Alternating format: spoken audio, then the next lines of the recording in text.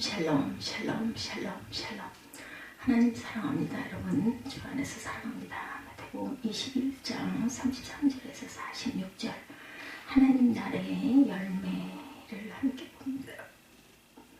33절부터 46절까지 포도원 농부의 비유죠. 다른 한 비유를 들으라. 한 집 주인이 포도원을 만들어 산울타리로 두르고 거기에 집자는 틀을 만들고 망대를 짓고 농부들에게 새로 주고 타국에 갔더니 열매 거둘 때가 가까움에 그 열매를 받으려고 자기 종들을 농부들에게 보내니 농부들이 종들을 잡아 하나는 심히 때리고 하나는 죽이고 하나는 돌로 쳤거나 다시 다른 종들을 처음보다 많이 보내니 그들에게도 그렇게 하였는지라.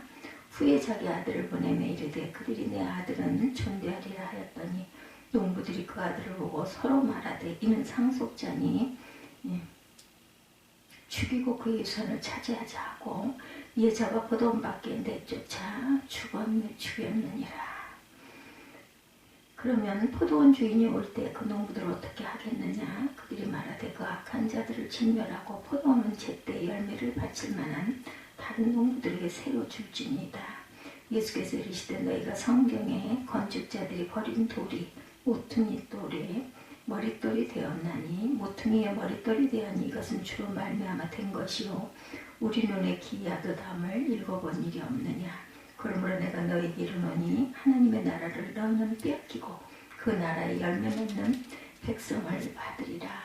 이 돌 위에 떨어지는 자는 깨지겠고 이 돌이 사람 위에 떨어지면 그를 가루로 만들어 흩으리라 하시니 대제사장들과 바리새인들이 예수의 비유를 듣고 자기들을 가리켜 말씀하신 줄 알고 잡고자 하나 무례를 무서워하니 이는 그들이 예수를 선지자로 알미었더라. 이렇게 말씀하고 있습니다. 46절까지 포도원 농부 비유의 이야기입니다.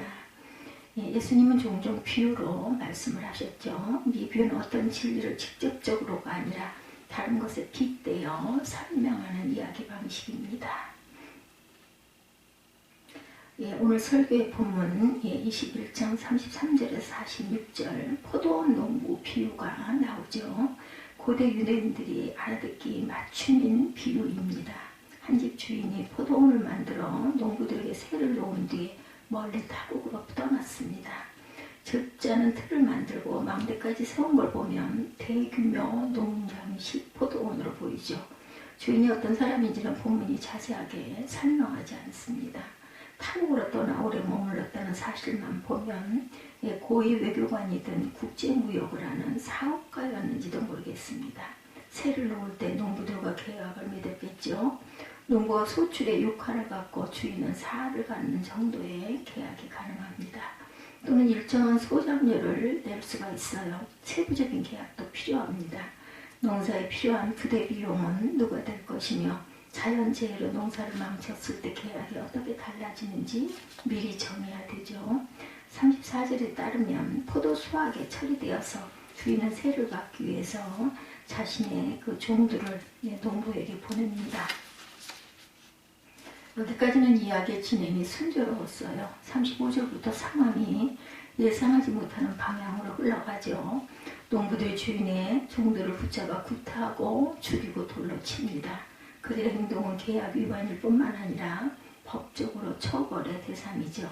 주인은 더 많은 종들을 보냈습니다. 농부들은 그들까지 구타하고 죽이고 돌로 쳤어요. 농부들이 제정신이 아닌 건 분명합니다. 주인이 너무 높은 소장료를 강요한다거나 세를 내지 못한다는 이유로 자기 자식들을 종으로 데리고 나갔으면 모를까. 다짜고짜로 주인의 종들을 폭력적으로 제압한다는 것은 아주 비정상적인 상황입니다. 주인은 마지막으로 아들을 보냅니다. 농부들이 아들을 대하면 마음이 달라질 것으로 기대했어요. 주인의 기대는 여지없이 허물어졌습니다. 38구절에 농부들의 폭력과 만행이 드러납니다. 농부들이 그 아들을 보고 서로 말하되 이는 상속자니 죽이고 그의 유산을 차지하자 하고 이에 잡아 포도원 밖에 내쫓아 죽였느니라. 아름다운 풍경으로 시작된 이야기가 끔찍하게 변합니다.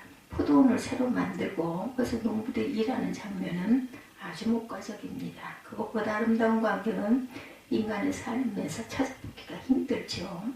포도나무를 심어본 분들은 알겠지만 나무가 생각보다 잘 자라기도 하고 열매도 빨리 맺습니다. 네, 포도농사에서도 포도밭이 있는 곳에서 자랐어요. 아주 그 향기가 대단합니다. 그리고 포도 알갱이가 정말 예쁘죠. 아주 단단하게 붙어있는 그 포도송이, 그리고 아주 그 풍성하고 예쁩니다. 포도나무들을 많이 심습니다. 그래서 새로 생긴 포도관 옆을 지날 때마다 포도 농사를 지어볼까 하는 엉뚱한 생각이 저도 들기도 합니다. 오늘 본문에 등장하는 농부들의 마음에 사악한 생각이 그만 끼어듭니다. 주인의 종들만 아니라 아들까지 죽여서 유산을 차지하는 거죠. 자기들이 땀 흘려 거둔 수확을 계약 조건에 따라서 주인과 나누기 싫은 거겠죠. 현대사회에도 비슷합니다. 법망만 피할 수 있다면 상대방을 속이거나 파괴하면서까지 자기 이익을 챙기려고 합니다. 예수님의 비유 이야기는 마지막으로 치닫죠. 농부들이 주인의 아들을 죽였으니 갈 때까지 다 간 거예요. 농부들이 주인마저 죽여서 모든 재산을 차지하게 될까? 그들이 주인을 손댈 수는 없어요. 예수님은 거기서 이야기를 듣고 있던 사람들에게 묻습니다. 포도원 주인이 올 때 그 농부들을 어떻게 하겠느냐? 이 질문은 주인의 힘이 모든 농부들을 제압하는 걸 전제합니다. 대답은 어렵지 않게 추정할 수 있죠. 포도원 주인은 농부들에게 책임을 엄하게 묻지 않을 수 없습니다. 종들과 아들을 죽인 죄를 물어 거기에 연루된 농부들을 진멸하고 계약을 충실하게 지킬 다른 농부를 찾아야 합니다. 거기 모인 사람들은 이 비유가 도대체 무슨 뜻인지 궁금하게 생각했을 거예요. 정의가 결국 승리했으니 박수를 치고 싶었을까요? 아니면 이 비유가 자신들의 잘못을 드러내려는 음모 비슷한 것으로 받아들였을까요? 여러분들, 하나님 나라를 빼앗기는 사람, 예수님은 42절부터 친절하게 비유를 해설하십니다. 이 해설에는 초기 기독교의 예수님에 대한 신앙도 반영되고 있어요. 이 비유는 초기 기독교에서 중요하게 다룬 것이라는 공감복음에 나옵니다. 마가복음 12장 1절에서 12절, 누가복음 20장 9절에서 19절이 병행구죠. 각각의 텍스트가 비슷하게 진행되지만 마태복음만 특별하게 언급한 구절이 있습니다. 마태복음 21장 43절입니다. 하나님의 백성이라 자부하는 이스라엘 백성들이 하나님의 뜻을 저버린 반면에 초기 기독교인들이 하나님의 뜻을 따랐다는 사실을 좀 더 구체적으로 강조한 구절입니다. 그러므로 내가 너에게 이르노니 하나님의 나라를 너희는 빼앗기고 그 나라의 열매 맺는 백성이 받으리라. 이 구절이 전하려는 메시지는 누가 들어도 분명해 보입니다. 하나님 나라를 빼앗길 사람은 폭행과 살인행위를 저지른 농부들입니다. 하나님 나라의 열매를 맺어 하나님 나라를 받게 될 이들은 비유에서 주인과 새로운 계약을 맺는 농부들입니다. 한쪽은 하나님 나라를 빼앗기고 다른 한쪽은 하나님 나라를 받게 되겠죠. 양쪽이 선명하게 나뉩니다. 자신이 어느 쪽에 속하는지에 따라서 처지가 완전히 달라지겠습니다. 여기 하나님의 나라를 빼앗길 너희는 마태복음 21장 23절과 45절에 따르면 대제사장들과 장로들과 바리새인들이에요. 약간씩 역할을 달리하는 사람들이지만 전체적으로 볼 때 이들은 유대교를 대표하는 엘리트 집단입니다. 여기 율법학자들과 사두개파 사람들도 포함이 됩니다. 그들은 주인의 종들을 잡아 때리고 죽이고 돌로 친 농부들입니다. 주인의 종들은 하나님의 말씀을 선포한 구약의 선지자들이죠. 농부들이 포도원 밖으로 끌고 나가 죽인 주인의 아들은 예수님을 가리킵니다. 유대계 지도자들은 왜 그런 일을 벌였을까요? 그들이 유달리의 악한 사람이기 때문일까? 그들이 악하다는 말은 무슨 뜻일까요? 유대계 지도층 인사들이 예수님과 충돌하게 된 이유는 하나님 나라에 대한 입장이 달랐다는 데 있습니다. 그들은 율법을 바로 세워나가는 것이 하나님 나라를 위한 것이라고 생각했어요. 그런 생각은 나름으로 일리가 있지만 어쩌면 인간 세상에서 최선일 수도 있습니다. 몇 가지 내용을 간추려 보면 율법은 성전 제사를 중요하게 여겼습니다. 오랜 전통에 의해서 예루살렘 성전은 유대인들의 정신적인 구심점이 되었죠. 유대인들은 모두 예루살렘 성전을 정기적으로 방문해야만 했습니다. 그들에게 성전은 어떤 곳과 비교될 수 없는 절대적인 건물이자 장소였습니다. 예수님은 성전 절대화를 거부했습니다. 성전 자체를 부정한 게 아니라 그것의 절대화를 거부한 것이죠. 예수님은 세속화되는 성전을 완력으로 정화한 적도 있습니다. 율법은 유대인의 삶 전체를 지배하는 체제이자 이데올로기였습니다. 안식일은 어떤 일이 있어도 수용돼야만 합니다. 근데 예수님은 안식일에 장애인을 고침으로 안식일 규정을 위반합니다. 율법에 의하면 세리나 죄인들을 가까이 하지 말아야 해요. 근데 예수님은 그들과 함께 먹고 마시고 어울립니다. 유대비 지도자들도 율법으로 하나님의 정의와 평화를 완벽하게 세울 수 있다고 생각하지는 않았어요. 상식적인 사람이라 한다면 그렇게 생각할 수가 없습니다. 문제는 율법 이외에 대안이 있느냐 하는 거죠. 그것이 없는 상태에서 율법을 상대화하기 시작하면 세상은 카오스에 떨어질 것입니다. 그들이 볼 때 예수님은 현실적인 대안도 없이 유대교의 문제점을 비판하고 더 나아가서 사람들을 선동하는 인물이었습니다. 당시에는 예수님의 언행이 그렇게 보일 가능성이 높았어요. 로마 체제 아래 이스라엘처럼 작은 나라는 생존의 위기를 일상으로 느낍니다. 이럴 때 우선 종교적이고 사회적인 내부 결속이 필요하죠. 내부를 단단하게 묶어내려면 성전과 안식일 등의 절대화는 어쩔 수가 없었습니다.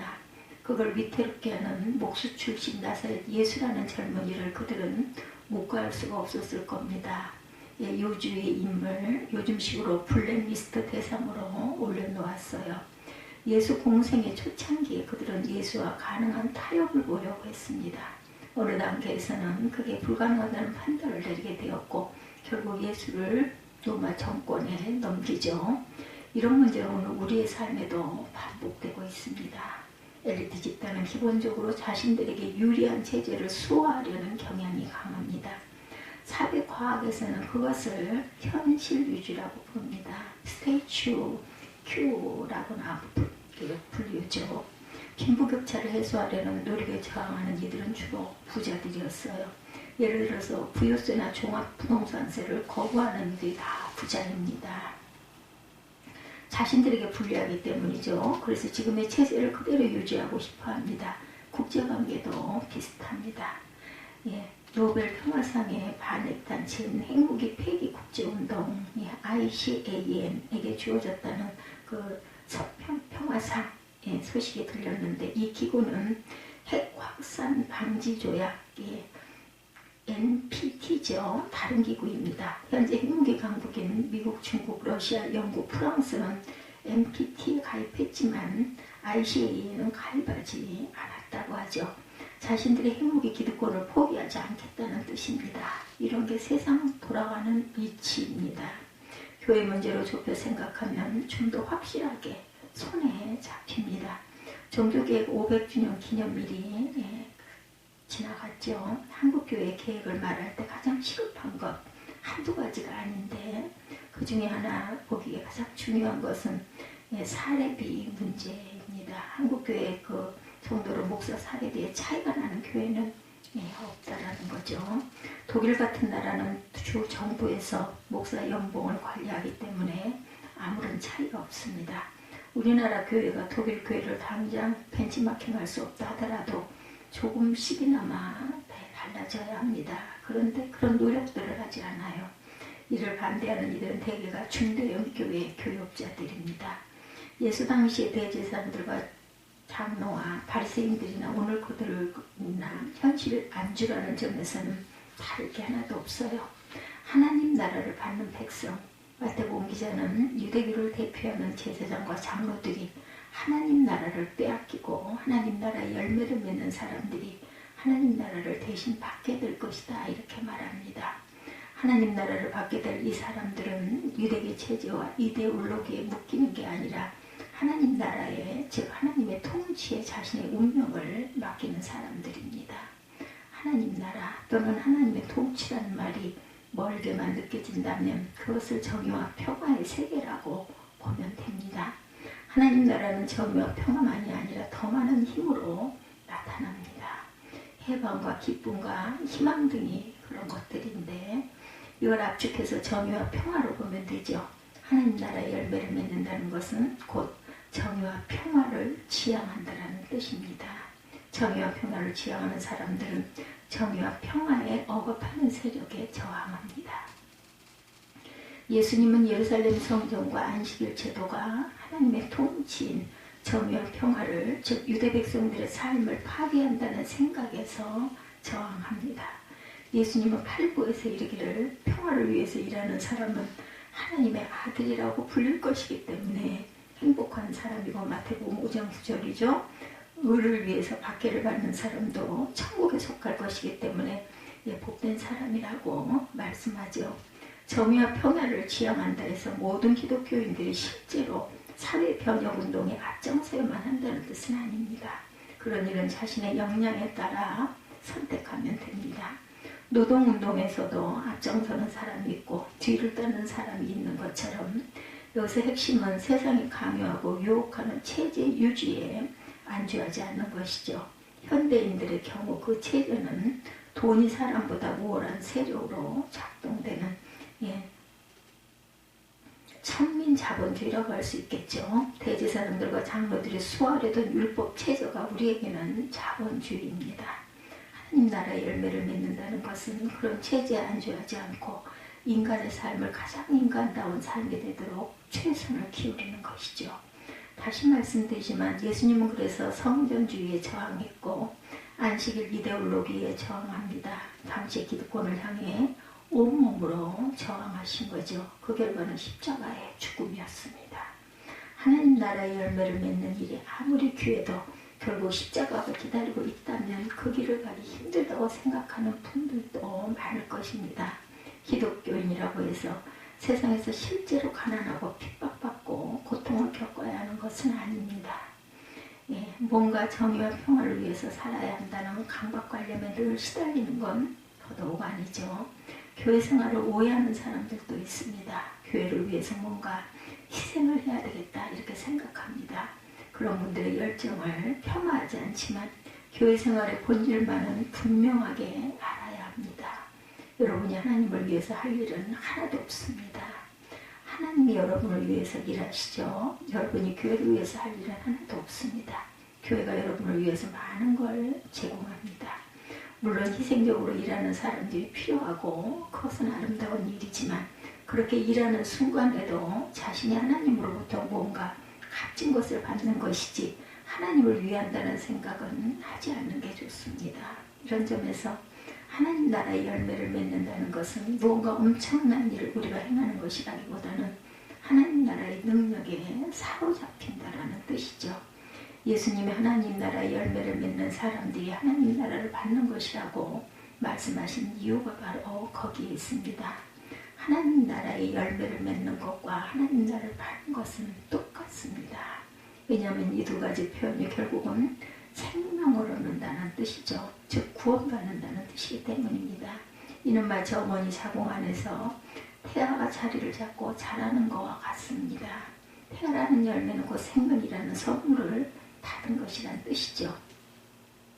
신약성경은 예수 그리스도가 생명이다 이렇게 말합니다. 예수님을 통해서 구원받았다는 말이나 예수님을 믿음으로 우리의 죄가 용서받고 의롭다는 인정을 받았다는 가르침도 바로 그것을 가르칩니다.